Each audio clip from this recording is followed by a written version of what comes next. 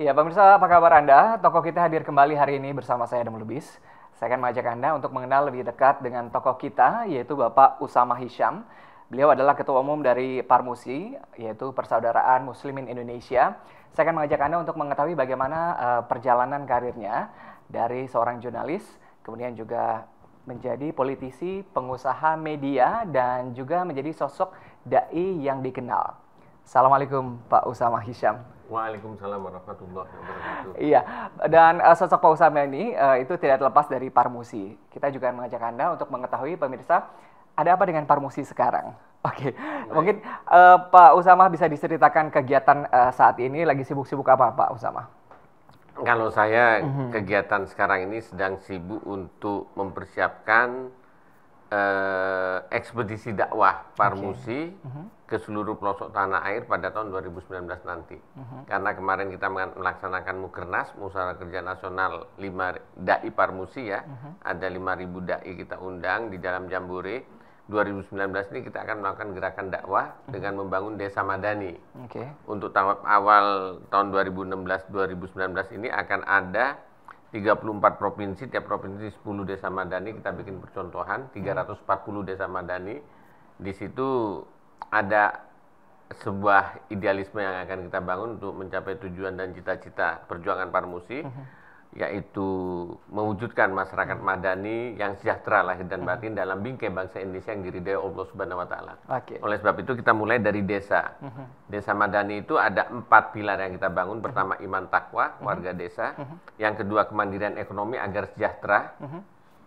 Batinnya sudah, lahirnya juga ya. Kemudian kita bagaimana masyarakat di desa memiliki pemahaman tentang pentingnya pemberdayaan sosial dan aksi kemanusiaan. Mereka menjadi para muzaki, mustahik ya, bukan mustahik, menjadi muzaki, pembayar pajak, pembayar zakat, infak sodako, bukan penerima ya. Dan yang terakhir adalah meningkatkan kualitas pendidikan rakyat, terutama di daerah pedalaman, perbatasan dan pulau-pulau terluar. Iya. Sebelum kita ke Parmusi, ini menarik kalau kita melihat sosok Pak Usama Hisyam sendiri. Ini memulai karir sebagai seorang jurnalis, gitu ya. Betul. Tadi saya katakan. Ini awalnya bagaimana sehingga tertarik menjadi pengusaha media dan terjun ke politik juga dan dai? Ya, memang sejak kecil SD saya suka dengan media ya. Karena waktu saya masih SD kelas 2, kelas 3 itu rumah saya di depan Masjid Mujahidin Surabaya, Tanjung Perak. Waktu kecil itu saya sering jual majalah waktu sholat Jumat. Sebelum azan Jumat saya jual majalah Panji Masyarakat ketika itu ya. Jual untuk penghasilan lah, untuk uang-uang ini. Ternyata saya punya hobi menulis. Sejak SMP, SMA saya punya hobi menulis, mendirikan majalah siswa di sekolah. Dan begitu SMA selesai saya langsung masuk sekolah tinggi publisistik yang memang sekolah untuk pers. Di Lenteng Agung ya, sekolah wartawan. Dan sejak muda saya menjadi freelance, ya sejak mahasiswa sambil kuliah. Karena background saya adalah orang tua saya aktivis pergerakan Islam, ya. Orang tua kakek saya itu tokoh Masumi di Jawa Timur di Surabaya, ayah saya juga ya tokoh Parmusi Jawa Timur, banyak menjadi donatur juga untuk Masumi dan donasi.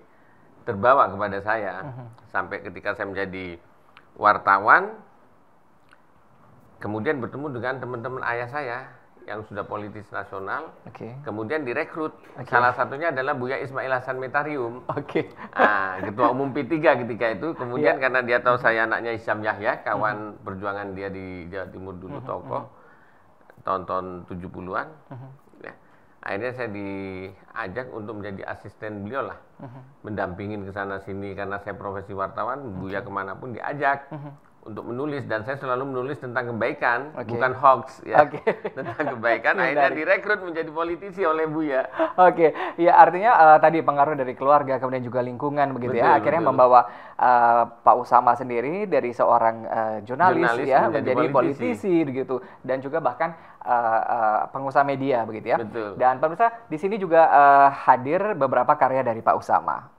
Kalau tadi saya katakan begitu ya, Pak Usama ini juga menulis beberapa biografi tokoh-tokoh penting, termasuk di sini ada SBY Sang Demokrat, kemudian juga ada antropologi dakwah sendiri begitu ya. Tentunya Pak Usama, Anda mengenal begitu ya beberapa tokoh-tokoh penting politisi begitu ya dari zaman dulu sehingga sekarang begitu ya. Siapa sih yang memberikan pengaruh besar begitu ya terkait dengan sepak terjang Pak Usama di dunia politik? Saya kira yang memberi pengaruh besar itu dunia pers.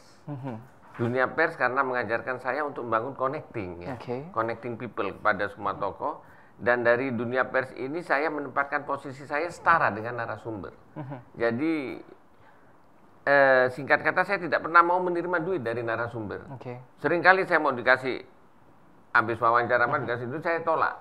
Sudah untuk partai Bapak aja, untuk ini saya sudah ada dari media. Walaupun ketika itu saya juga penghasilannya pas-pasan. Tapi saya pikir wartawan ini kan, jurnalis ini kan pencerah. Pencerah ya, memberikan edukasi. Kenapa kita harus posisinya harus di bawah narasumber. Oleh sebab itu saya maunya setara ya. Akhirnya ketika saya masuk di media Indonesia, saya terapkan itu. Sampai hari ini media Indonesia, Metro TV menerapkan itu. Tidak boleh menerima amplop, karena kebetulan saya juga sempat menjadi pimpinan di situ ya. Iya. Kalau kita lihat begitu ya bahwa ini kan Parmusi sendiri, kita pengen tahu lebih banyak tentang Parmusi begitu ya. Sebagai ketua umum begitu ya, sebenarnya apa sih tadi dikatakan bahwa visi misi dari Parmusi sendiri begitu ya untuk menggiatkan, meningkatkan peran Muslim juga begitu ya dalam ekonomi nasional sendiri begitu. Ada apa dengan Parmusi sekarang ini? Ya, jadi yang harus dipahami terlebih dahulu, dalam 3 tahun kepemimpinan saya sebagai Ketua Umum Parmusi terjadi perubahan paradigma. Dari paradigma lama yang political oriented, karena memang dulu Parmusi pada awal kelahirannya adalah partai politik ya, Partai Muslimin Indonesia, kemudian tahun 71 berfusi ke dalam Partai Persatuan Pembangunan bersama Partai NU, Partai Perti, dan PSII menjadi Partai Persatuan. Kemudian Parmusinya sendiri menjadi Ormas Muslimin Indonesia, tidak begitu aktif ya. Pada tahun 99 dideklarasikan kembali oleh para tokohnya menjadi Persaudaraan Muslimin Indonesia, Parmusi, yang sekarang berjalan. Dan selama itu memang lebih banyak mempersiapkan kader-kader politik Parmusi. Namun sejak kepemimpinan saya ubah arahnya menjadi dakwah oriented sebagai paradigma baru. Jadi dia menjaga jarak yang sama dengan partai politik manapun, dan kita fokus dengan dakwah. Fokus dengan dakwah karena tujuan lahirnya Parmusi itu dalam rangka untuk terwujudnya masyarakat madani yang sejahtera lahir dan batin dalam bingkai NKRI yang diridhai Allah Subhanahu wa taala. Pak Usama, ini kan melihat dari tadi begitu ya, kondisi sekarang begitu ya, terus kemudian juga banyak yang dai menjadi politisi, bahkan politisi juga ikut melakukan dakwah sendiri begitu ya. Ada dorongan atau gerakan begitu ya untuk memberikan ruang yang besar begitu ya untuk para dai, untuk teman-teman kader dari Parmusi sendiri untuk memberikan aspirasi dalam partai politik begitu.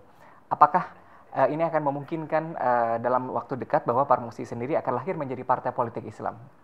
Ya, jadi intinya ya, dakwah itu kan menegakkan amar ma'ruf nahi mungkar.